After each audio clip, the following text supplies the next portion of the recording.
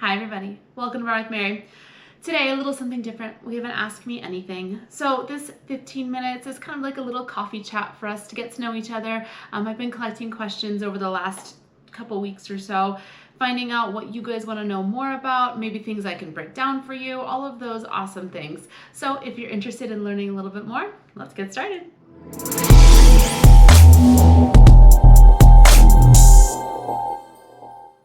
Okay, first question.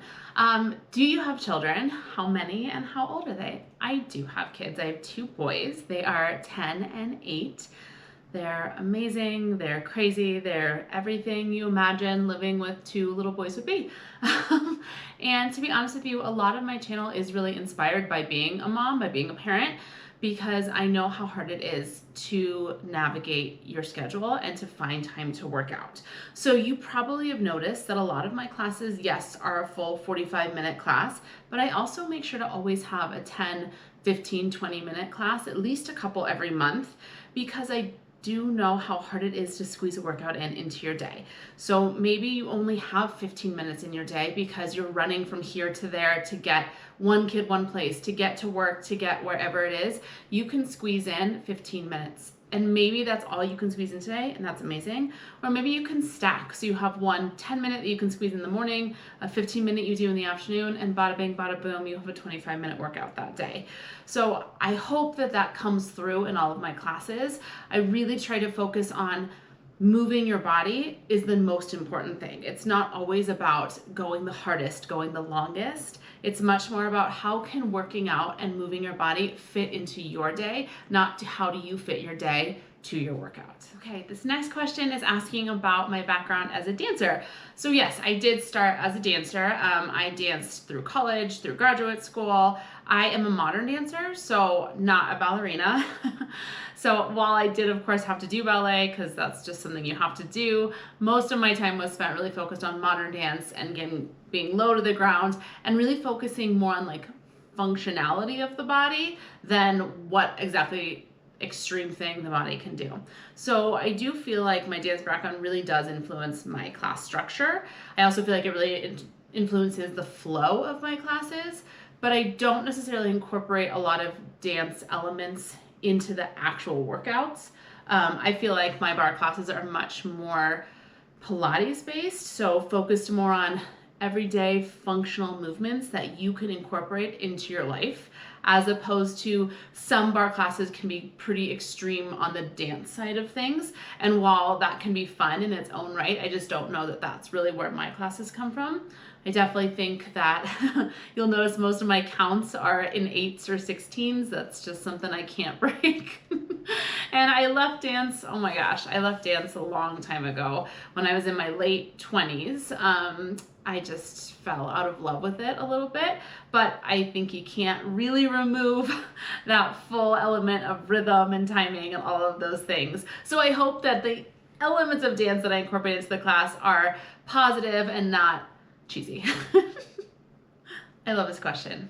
Yay, welcome to barre. I'm so excited you started doing home workouts. That's my favorite thing in the world. I love a home workout. So in terms of building an at-home studio, I do have some recommendations. And the first one is check Goodwill or any other secondhand store first before you buy any equipment. I stop into Goodwill a fair bit to buy clothes for my kids because especially the older one just grows nonstop like a weed. He is almost as tall as me at 10 years old. So when I am 5'7", if that gives you some perspective. So whenever I'm in Goodwill, I always see lots of different weights. I see balls, I see resistance bands, sometimes I'll see kettlebells in there. So first and foremost, try a secondhand shop. Then you just disinfect it and it's good to go, brand new. I would start by getting a set of light weights, like a 2 or a 3 pound set, before anything else. Because the great thing about light weights is they're so versatile. You can use them in a barre class in like an extended series and really burn out the arms. Or if you're looking for a little bit of heavier weight, you just hold both of them in one hand and then you get a little bit of extra weight and for like upper back or chest work. If you're looking to do a little more than that, the next thing I would suggest would probably be resistance loops. So a collection of 5 or 6 different weighted loops. The reason I would suggest that is because they're great for both upper body and lower body. You also can use them to help support you in flexibility or stretching, because you can hook them around a foot and grab onto that if it's to give yourself a little bit more length through your arms. So start with those. And then if you're like, you know what, I'm feeling crazy, I want to throw one more thing in, I would go with a yoga block personally, because I love the yoga block because you can use it to challenge your balance. You can use it to support yourself during abdominal work, and you can also use it as a little prop for stretching and for flexibility and mobility. So it's a really universal prop to include into everything. I hope that helps, and I'm so happy that you've decided to start joining our classes. What does a typical week of workouts look like for me? Oh, that's a really great question. So I'm gonna treat this question like I'm not filming, because I will take breaks in filming. So a really typical week for me. So I would say that I try to do a little bit of everything. I am somebody who can get a little obsessive in various forms, and so making sure that I'm kind of sprinkling in lots of different things so I never get too sore or too burned out on any one style of fitness is really important to me. So I would say in a typical week, I would force myself to do one Tabata or HIIT workout. It's not my favorite, but it's really important for cardio strength. So I would say I do that once a week. I try to do twice a week barre or Pilates classes to really help with strengthening the joints, working on mobility, working on flexibility, and then of course getting that burn that we all know and love. I would say I do 1 to 2 days a week of heavy weights. So I am in my 40s. It's really, really important that I incorporate heavier weights in for my bone health, for my strength and stability work. So I typically would squeeze in 1 to 2 of those. Obviously, the bar work that we do is also really going to help with bone health as I age, but I really actually like challenging myself, seeing what I can do, grabbing those 10, 15-pound weights just once or twice a week. And then any other days I have are going to be more rest days. I'll incorporate some yoga. I might go for a long walk with my family. I might go, we live in Colorado, so there's always a hike typically that's going to happen at some point in the week. Both of my kids and my husband are really into camping, so we usually have that somewhere mixed in there. Not every week, thank goodness. So I would say that a typical workout week would look something like that. If I was filming, it would look with a lot more rest days in between, just because I get really sore when I film classes. I hope that helps, and I'd love to hear what your typical week of workouts look like. I'm always curious what the new hot fads are for workouts. Okay, next question. How do I keep my classes new and interesting? Thank you. That's really nice of you to say. I do really try to keep my classes new and fresh and interesting. Because I personally get bored in workouts really easily, and so I want to be constantly engaged, not just physically but also mentally engaged in my workouts. Otherwise I just start to space out and not focus on what I'm doing. So a couple different things. One, I have some favorite teachers on YouTube that I follow, and I will link a couple of them below, because I'm a big believer that we should all support each other, because the idea behind my channel is to make really high quality fitness available to everybody, not just to those who can afford it. So I would love to share with you some of my favorite teachers, and they do some really amazing creative things that will inspire ideas for myself. I also do really love reading about anatomy and reading about kinesiology and all of those things. So thinking about in my everyday life, how different movements start to feel on different days as I age, if I'm sore, all of those things, and then how can we incorporate that into making sure we're working 360 degrees of the body. So not just working the front line, not just working the back line, but also making sure we're doing lateral movement, keeping the mobility, and also making sure that our arm work, because a lot of times I feel like arm work can be very two-dimensional, but making sure your arm work is going all the planes around you, right? So that's a big part of it. I also just kind of grab equipment and start to play and see what happens. Sometimes really strange ideas pop into my brain when I'm walking or showering or whatever. So in that moment, I will grab the equipment or whatever it is, try it, see if it works, and then I try to remember to write it down as soon as possible. Otherwise, it is gone forever. So those are some of the ways that I try to stay inspired. Yeah, but I would love to hear if there's ways that you stay inspired, because I'm always looking for new ideas. Okay, next question. Oh, a new bar teacher who is looking for tips on teaching. I love this question. Well, welcome. I hope that you're really excited. I hope your training was a good one. Thank you. I thank you for complimenting my classes. That's really nice of you. I would say my biggest tip for new teachers, the thing I see the most, is that we get a little bit lost as instructors in setting everybody up in the right position for way too long. So the biggest tip I can give you is try to set everybody up in the correct position in 2 sentences or less.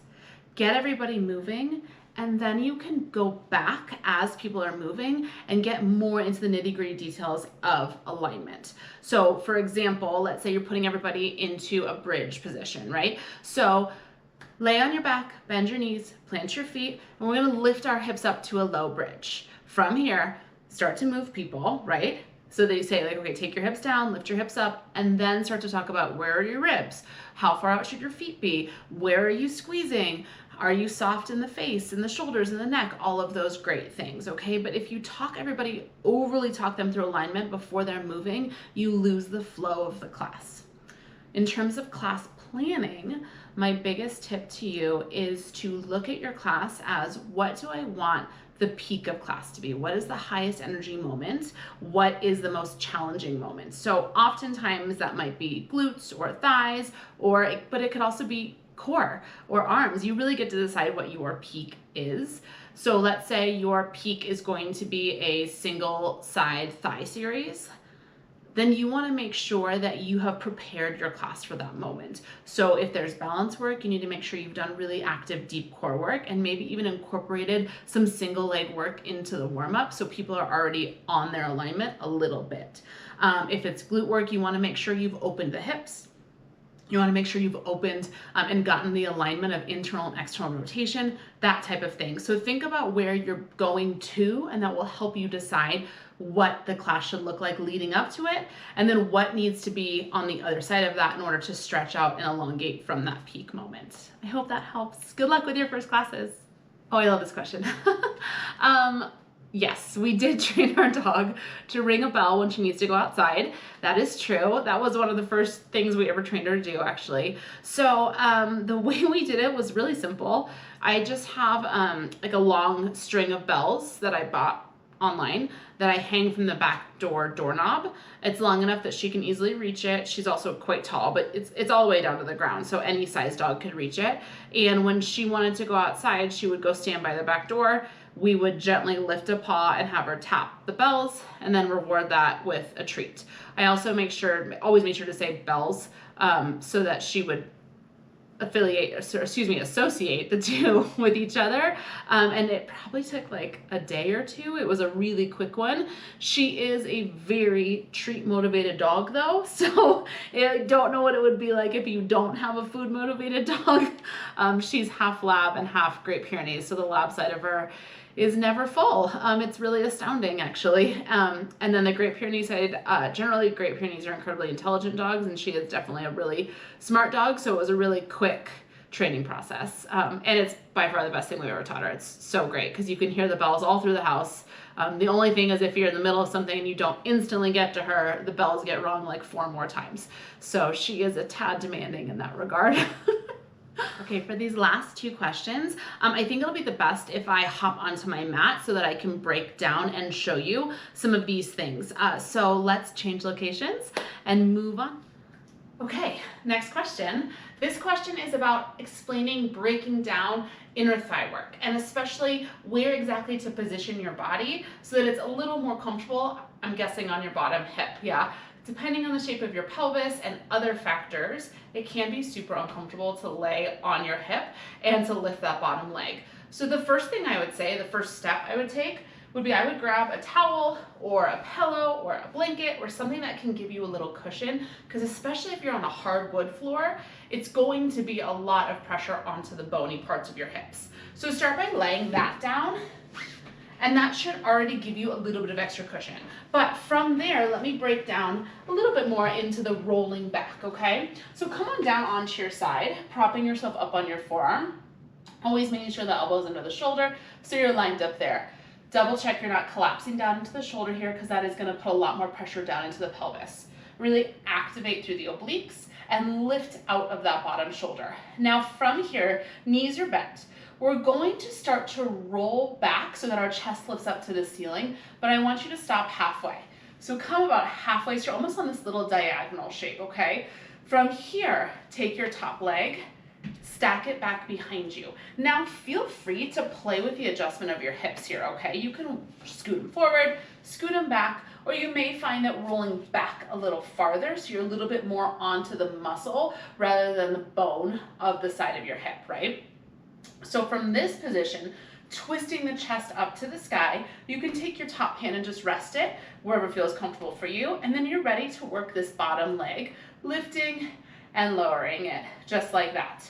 Okay, if this is still uncomfortable, even with the cushion and even with this slight roll back, because it is a lot of pressure down into the hip and into the glute here, another option is you could come all the way over onto your back, prop yourself up on your forearms, and then do the whole series right here. So there's no weight into the hip. So let's say it was a bent leg lift and lower, you could absolutely do that right here, propped up on your forearms, again, focusing on keeping the chest lifted here. So we're not collapsing and lifting the shoulders up to the ears. The only difference in this position is you're gonna get a little bit more shoulder work, and it is going to be a little bit more work onto the hip flexor, but not in a bad way. Let me know if that helps, okay? Those 3 little tips. If none of those work, you can always come to a standing position too, okay? Let me know if that helps. I love this question. Okay, our next one is about a flat back series up against a wall. So flat back in bar, when you're doing it down on the mat, is when we're laying flat. I know I just blew your mind. With your head down, shoulders down, and the legs are traditionally lifted, working there in that abdominal shape, okay? The idea behind flat back is you maintain a neutral spine. So you can do that just as well up against a wall. So let's break down how that would work. You're gonna scoot yourself back so that you're pressing the backside of your pelvis into the wall, shoulders are back into the wall, back of the head is pushing into the wall. We would bend the knees and maybe flex through the feet here. Now for your hands, you can let them rest. Personally though, what I like to do is take my finger pads and push them down into the mat, rolling my shoulders back and really lengthening up to the crown of the head. So I'm giving myself a little bit of a counterbalance, like really pushing down into the floor and then lifting and lengthening up to the crown of the head. You just want to be cautious if you do that you're not lifting your shoulders up. Okay, from this position, you want to focus on knitting the ribs in and drawing them back towards the wall, because it can be really tempting to flare the ribs here, okay? So shoulders are rolling back, ribs are knitting together, and now we bring the focus to the deep core. Take a big breath in, and as you exhale, I want you to feel your low belly pulling back towards the wall as you press down into your finger pads and lift up to the crown of the head. Inhale, soften and release that. And then we're gonna exhale, re-engage, push into the finger pads, hug the abdominals back, relax the shoulders and lift up to the crown of the head, really feeling that wrapping sensation through the abdominals. Keep going just like that. Inhale. Exhale, press down, soften the shoulders, lift up. One more time. Inhale. Exhale, press down, hug the ribs in, lift up to the crown of the head. Okay, right here's a great place to stay. If you want to layer on, we're going to add a little leg lift. Inhale, soften. As you exhale, press into the ground. Hug the ribs back. Reach up to the crown of the head. Float the left leg an inch or so off the floor. Inhale, lower and soften. Exhale, re-engage, right leg lifts. Inhale, lower. Keep going like that, side to side at your pace. Really focusing on using the breath, using the exhale to activate the abdominals.